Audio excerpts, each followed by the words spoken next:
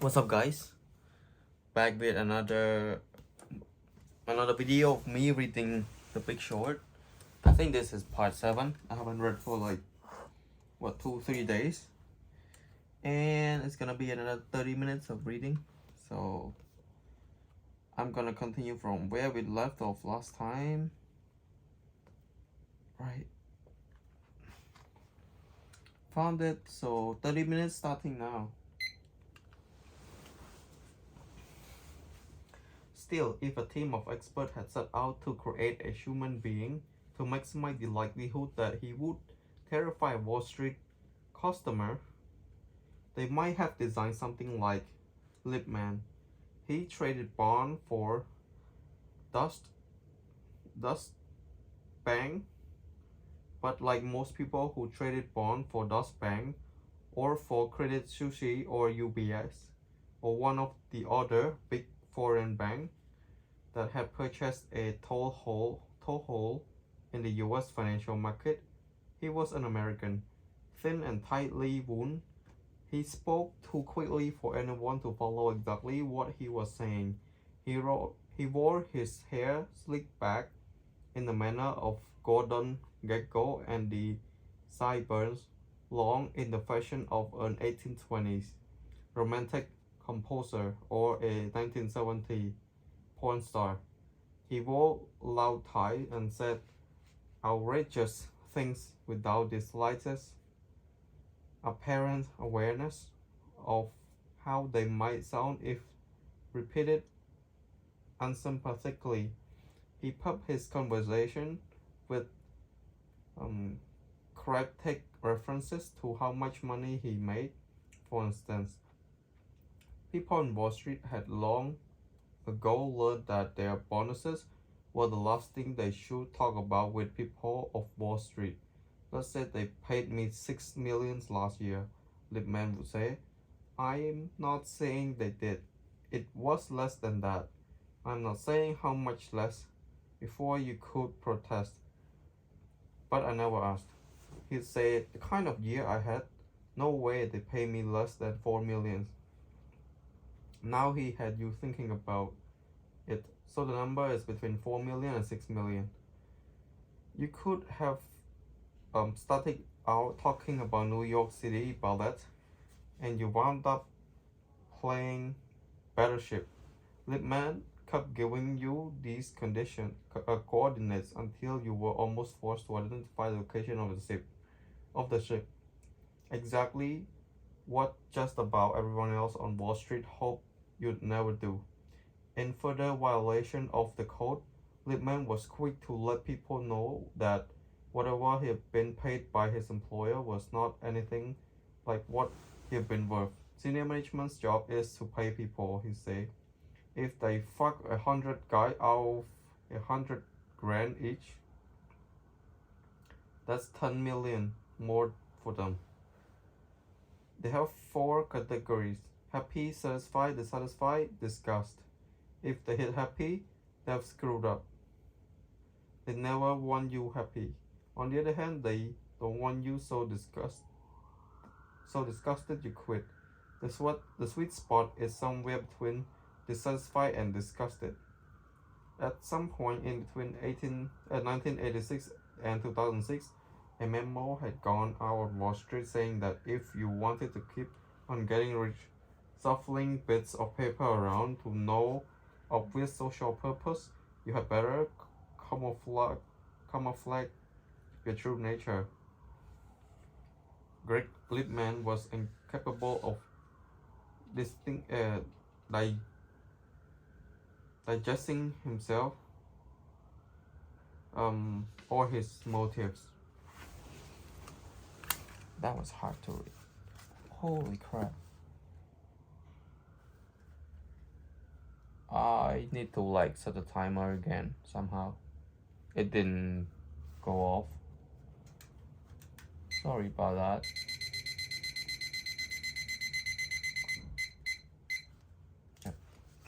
It's gonna be a bit longer than 30 minutes.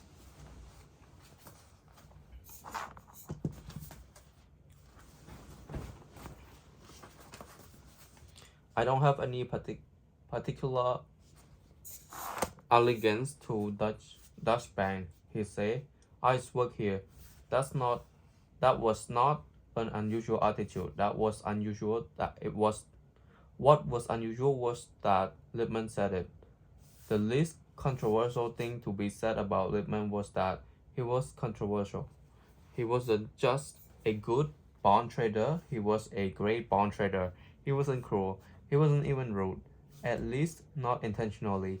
He simply evoked extreme feeling in others. A trader who worked near him for years referred to him as the asshole known as Greg Lippmann. When asked why, he said, "He took everything too far. I love Greg," said one of his bosses at Dutch Bank. "I have nothing bad to say about him except that he's a fucking whack job." But when you clear away the controversy around Lippmann's persona, you could see it was rooted in two simple complaints. The first was that he was transparently self-interested and self-promotional. The second was that he was excessively alert to the self-interest and self-promotion of others. He had an absolute freakish ability to identify shadowy motives. If you had just donated $20 billion to your um, alma mater, say, and were feeling the glow of selfless devotion to a cause greater than yourself, Lippmann would be the first to ask. So you gave 20 million because that's the minimum you to get your name on a building, right? Now this character turned up out of nowhere to sell Steve Eastman on what he claimed is his own original brilliant idea for betting against the subprime mortgage bond market. He made his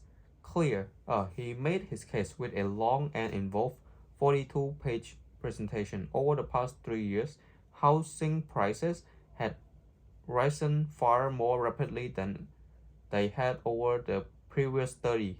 Housing prices had not yet fallen, but they had ceased to rise. Even so, the loans against them were now going sour in their first year at an amazing rate, up from 1% to 4%. Who borrowed money to buy a house and defaulted inside of 12 months. He went on for a bit, then showed Eastman this little chart that he had created, and which he claimed was the reason he had become interested in the trade. It illustrates an astonishing fact.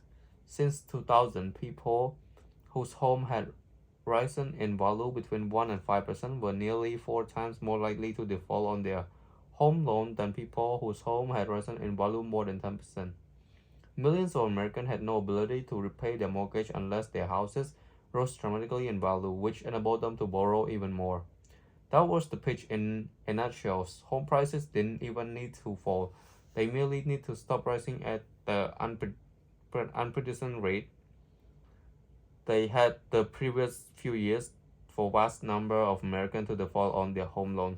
Shorting home equity mezzanine trenches, Lippmann called his presentation. Shorting home equity mezzanine trenches was just a fancy way to describe Mike Burry's idea of betting against U.S. home loan.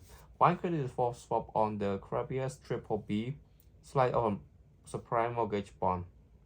Lippmann himself described it more broadly to a Dutch bank colleague who had seen the presentation and doubted him. "Chicken Little, fuck you," Lippmann had said. "I'm short your house." The beauty of the credit default swap, or CDS, was that it solved the timing problem. Eastman no longer needed to guess exactly when the subprime mortgage market would crash. It also allowed him to make the bet without laying down cash upfront, and put him in a position to win many times the sum he could possibly lose. Worst case, insolvent Americans somehow paid off their subprime mortgage loan and you were stuck paying an insurance premium of roughly 2% a year for as long as 6 years, the longest expected lifespan of the putatively 30-year loan. The alacrity with which the prime mortgage borrower paid off their loan was yet another strange aspect of this booming market. It had to do It had to do what the heck with the structure of the loan, which were fixed for 2 to 3 years at an artificial low teaser rate before shooting up to the goal to floating rate. They were making loans to lower income people at a teaser rate when they knew they couldn't afford to pay the go-to rate, said Eastman. They were doing it so that when the borrower get to the end of the teaser rate period, they have to refinance so the lender can make more money of them. 30 years loan was thus designed to be repaid in a few years. At worst, if you bought credit default swap on $100 million into prime mortgage bond, you might wind up shelling out premium for 6 years, call it $12 million. At best, losses on the loans rose from the current 4% to 8%, and you made $100 million.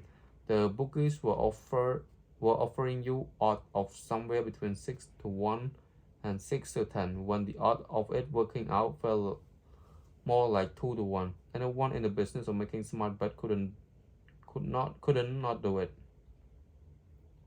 The argument stopper was Lipman's one-man quantitative support team. His name was Engin Su, but to those who had heard Lipman's pitch, he was generally spoken of as Lipman's Chinese quant. Su was an analyst employed by Deutsche Bank, but Lipman gave everyone the idea he kept him tied up to his Bloomberg terminal like a pet, a real Chinese guy, not even Chinese American, who apparently spoke no English, just number. China had this national math competition, Lipman told people, in which Engin had finished second in all of China. Engin Su was responsible for every piece of hard data in Lipman's presentation. Once Engin was introduced into the equation, no one bothered Lipman about his math or his data. As Lipman put it, how can a guy who cannot speak English lie? There was a lot more to it than that. Lipman brimmed with fascinating detail: the hysterical behavior of American homeowner, the idiocy and corruption of the rating agency Moody's and S&P, who stuck a triple B rating on the prime bond that went bad when losses in the underlying pool of home loan reached just 8%. The widespread fraud in the mortgage market, the folly of the prime mortgage investor, some large number of whom seem to live in Düsseldorf, Germany. Whenever we asked him who was buying this crap, said Bernie, he always just said Düsseldorf. It didn't matter whether Düsseldorf was buying actual cash prime mortgage bond or selling credit default swap on those same mortgage bonds, as they amounted to one and the same thing, the long side of the bed. Lipman brimmed. Also with Lipman, he hinted Eastman might get so rich from the trade he could buy the Los Angeles Dodgers. I'm not saying you're going to be able to buy the Dodgers. Eastman might become so rich the movie star would crave his body. I'm not saying you're going to date Jessica Simpson. With one hand, Lipman presents the fact of the trade.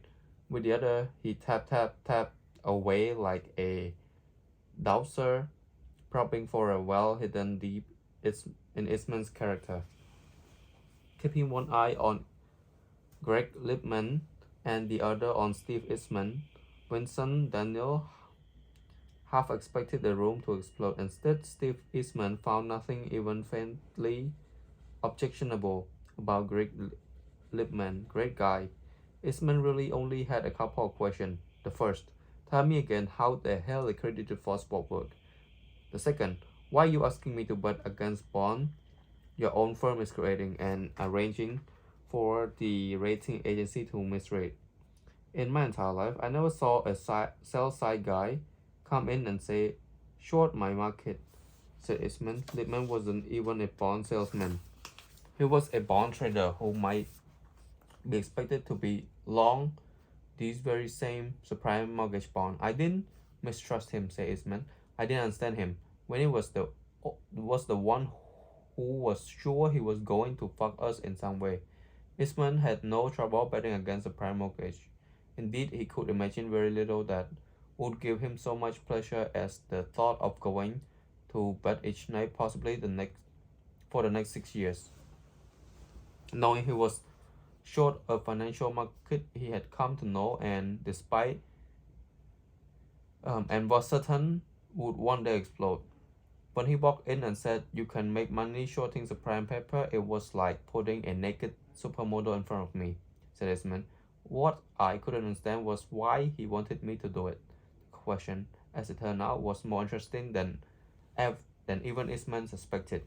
The subprime mortgage market was generating $500 billion worth of new loan a year, but the circle of people redistributing the risk that the entire market would collapse was tiny. One day, Goldman Sachs saleswoman called Mike Burry and told him that her firm would be happy to sell him credit default swap in a $100 million chunk. Burry guessed rightly that Goldman wasn't ultimately on the other side of his bet.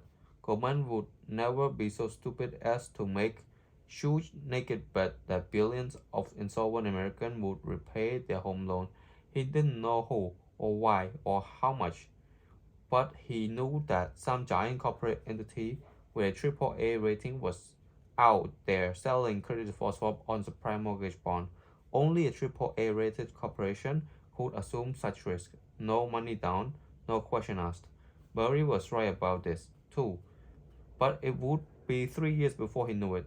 The party on the other side of his bet against the prime mortgage bond was a triple-A rated insurance company, AIG, American International Group, Inc., or rather a unit of AIG called AIG FP. AIG Financial Product was created in 1987 by refugees from Michael Milken's bond department at Drexel Burnham, led by a trader named Howard Sosen, who claimed to have a better model to trade and value interest rate swap. 1980s financial innovation had all sorts of consequences, but one of them was a bump in the number of deals between big financial firms that required them to take each other's credit risks. Interest rate swap, in which one party swapped a floating rate of interest for another party's fixed rate of interest, was one such innovation. Once upon a time, Chrysler issued a bond through Morgan Stanley, and the only people who wound up the credit risk were the investor who bought the Chrysler bond. Chrysler might sell its bond and simultaneously enter into a 10-year interest rate swap transaction with Morgan Stanley, and just like that, Chrysler and Morgan Stanley were exposed to each other. If Chrysler went bankrupt, its bondholder obviously lost. Depending on the nature of the swap and the movement of interest rate, Morgan Stanley might lose too. If Morgan Stanley went bust, Chrysler, along with anyone else who had done interest rate swap with Morgan Stanley, stood to suffer. Financial risk had been created out of thin air, and it begged to be either honestly accounted for or discussed. Inter Sosen, with his supposedly new and improved interest rate swap model, even though Drexel Burnham was not at the time a market leader in interest rate swap, there was a natural role for a blue chip corporation with the highest credit rating to stand in the middle of swap and long-term option and the other risk spawning innovation. The trade required of this corporation were that it not be a bank, and thus subject to bank regulation and the need to reserve capital against risky assets, and that it be willing and able to bury exotic risk on its balance sheet. It need to be able to insure $100 billion in subprime mortgage loan, for instance, without having to disclose to anyone what it had done. There was no real reason that company had to be AIG. It could have been any AAA rated entity with a huge balance sheet. Berkshire Hathaway, for instance, or General Electric. AIG just got there first. In financial system that was rapidly generating complicated risk, AIGFP became a huge swallower of those risks. In the early days, it must have seemed um, as if was being paid to ensure events extremely unlikely to occur as it was. Its success bred imitators. Zurich Re FP, Swiss Re FP, Credit Suisse, Gen Re. Re stand for reinsurance. All of these places were central to what happened in the last 2 decades. Without them, the new risk being created would have had no place to hide and would have remained in full view of bank regulators. All of these places, when the crisis came, would be washed away by general inertia felt in the presence of complicated financial risks. But there was a moment when their existence seemed cartographically necessary to financial world. AIGFP was the model for them all. The division's first 15 years were consistently, amazingly profitable. There wasn't the first hint that it might be running risks that would cause it to lose money, much less cripple uh, its giant parent.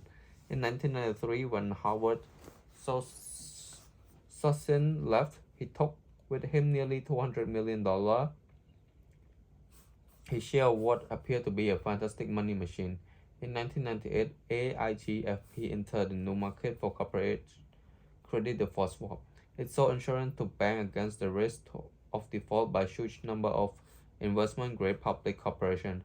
The credit default swap had just been invented by bankers at JP Morgan, who then went looking for a AAA rated company willing to sell them and found AIGFP. The market began innocently enough by Wall Street standard. Large number of investment-grade companies in different countries and different industries were indeed unlikely to default on their debt at the same time. The credit default swap sold by AIGFP that ensured pool of such loan proved to be a good business. By 2001, AIGFP, now being run by a fellow named Joe Casano, could be counted on to generate $300 million a year, or 15% of AIG's profit. By then, in the early 2000s, the financial market performed this fantastic bait and switch in 2 stages. Stage 1 was to apply a formula that had been dreamed up to cope with corporate credit risk to consumer credit risk. The bank that used AIGFP to ensure piles of loan to IBM and General Electric now came to it to ensure much messier piles, which include credit card debts, student loan, auto loan, prime mortgage, aircraft leases, and just about anything else that generate a cash flow. There were many different sort of loan to different sort of people, the logic that had applied to corporate loans seemed to apply to them too. They were sufficiently diverse that they were unlikely all to go bad at once. Stage 2, beginning at the end of 2004, was to replace the student loan and the auto loan and the rest with bigger piles consisting of nothing but US prime mortgage loan. The problem, as one AIGFP trader put it, is that something else came along that we thought was the same thing as what we've been doing. The consumer loan pile that Wall Street firm led by Goldman Sachs asked AIG's FP to ensure went from being 2% subprime mortgages to being 90% subprime mortgages. In a matter of months, AIG, FP, and a fake bought $50 billion in BBB rated subprime mortgage bond by insuring them against default. And yet, no one said anything about it. Not AIG CEO Martin Solvin, not the head of AIGFP Joe Casano, not the guy in AIGFP's Connecticut office in charge of selling his firm's credit default swap service to the big Wall Street firms, AI first. The deals, by all accounts, were simply rubber stamp inside AIGFP and then again by AIG brass. Everyone concerned apparently assumed they were being paid insurance premium to take basically the same sort of risk they had been taking for nearly a decade. They weren't. They were now, in effect, the world's biggest owner of subprime mortgage bond. Greg Lippmann watched his counterparts at Goldman Sachs find and exploit someone else's willingness to sell huge amount of cheap insurance on subprime mortgage bond and pretty much instantly guess the seller's identity. Word spread quickly in the small world of subprime mortgage bond creators and traders. AIGFP was now selling credit default swap on AAA rated subprime bond for a mere 0.12% a year, 12 basis points. Lippmann didn't know exactly how Goldman Sachs had persuaded AIGFP to provide the same service to the booming market in subprime mortgage loan that it provided to the market for corporate loan. All he knew was that, in rapid succession, Goldman created a bunch of multi-billion-dollar deals that transferred to AIG the responsibility for all future losses from $20 billion in BBB rated subprime mortgage bond. It was incredible. In exchange for a few $1 million a year, this insurance company was taking the very real risk that $20 billion would simply go poof. The deal with Goldman had gone down in a matter of months and required the effort of just a few geeks on Goldman bond trading desk and Goldman salesman named Andrew Devilman, who, for his service, soon would be promoted to managing director. The Goldman trader had book profit of somewhere between 1.5 billion and 3 billion dollar, even by bond market standard, a breathtaking sum. In the process, Goldman Sachs created a security so opaque and complex that it would remain forever misunderstood by investors and rating agencies. The synthetic subprime mortgage bond-backed CDO, or collateralized debt obligation. Like the credit default swap, CDO had been invented to redistribute the risk of corporate and government bond default and was now being rejiggered to discuss the risk of subprime mortgage loan. Its logic was exactly that of the original mortgage bond. In a mortgage bond, you gather thousands of loans and assuming that it was extremely unlikely that they would all go bad together, created a tower of bond in which both risk and return diminished as you rose. In a CDO, you gather 100 different mortgage bonds, usually the riskiest lower floor of the original tower, and use them to erect an entire new tower of bond.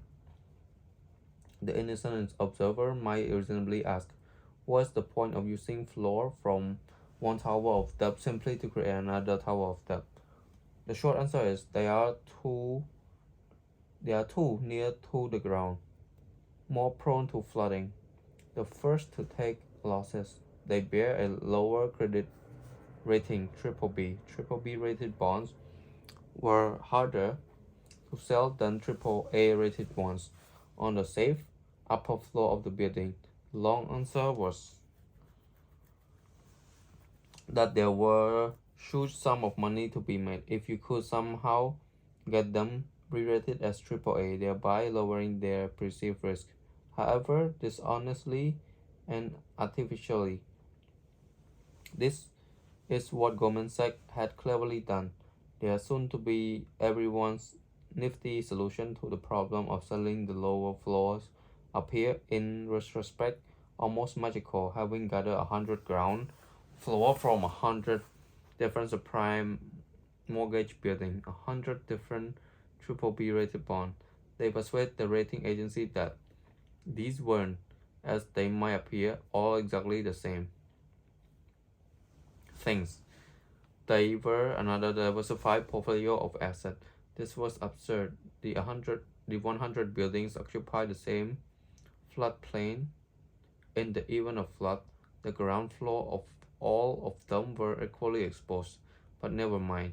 The rating agency, who were paid fat fees by Goldman Sachs and other Wall Street firms for each deal they rated, pronounced 80% of the new tower of the AAA. The CDO was in effect a credit laundering service for the residents of lower middle class America. For Wall Street, it was a machine that turned lead into gold. Back in the 1980s, the original stated purpose of the mortgage-backed bond had been to redistribute the risk associated with home mortgage lending. Home mortgage loans could find their way to the bond market investor willing to pay the most for them. The interest rate paid by the homeowner would thus fall. The goal of the innovation, in short, was to make the financial market more efficient.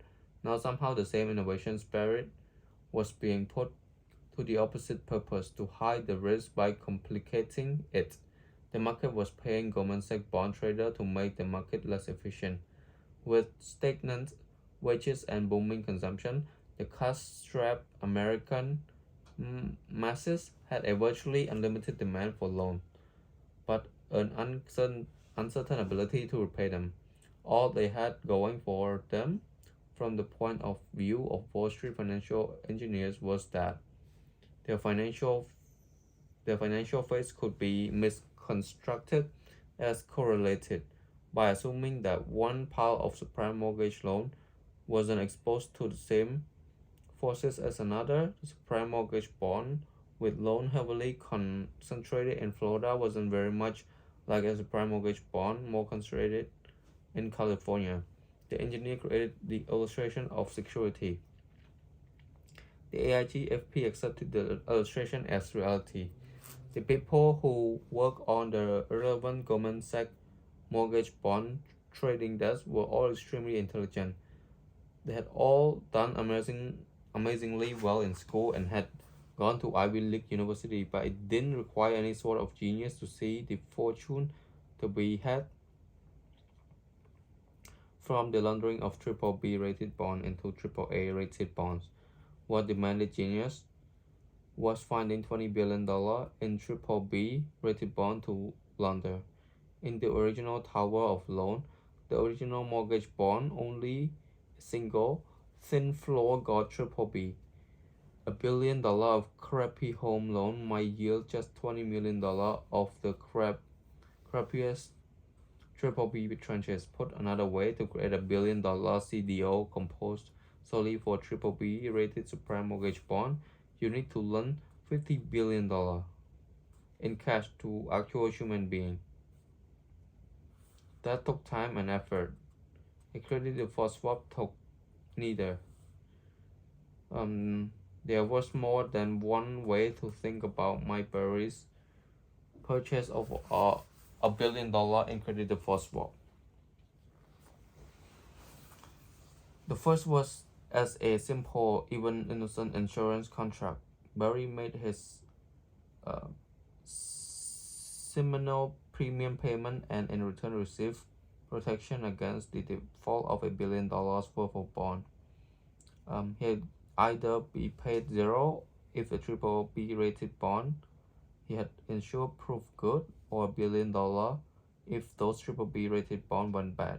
But of course, Mayberry didn't own any BBB rated subprime mortgage bonds or anything like them. He had no property to insure. It was as if he had bought fire insurance on some slum with a history of burning down. To him, as to Steve Eastman, a credit default swap wasn't insurance at all, but an outright speculative bet against the market. And this was the second way to think about it. There was also a third, even more mind-bending way to think of this new instrument, as a near-perfect replica of a subprime mortgage bond.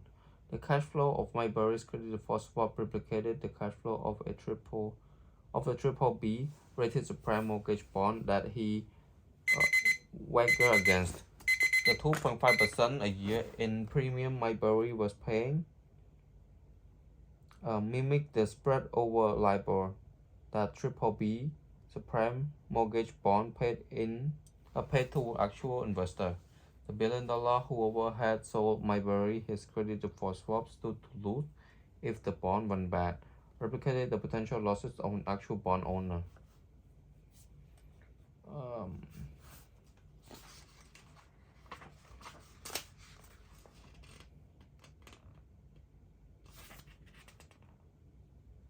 Now I'm just gonna stop there. I read too much. It was not good.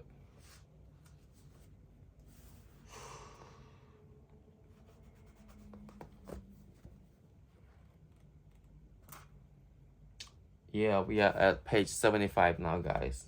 The total page of the book is 270. So I have roughly 200 pages left, which probably 20 more days to finish. Or 20 more episodes. I'll see you guys in the next part of the video. Bye.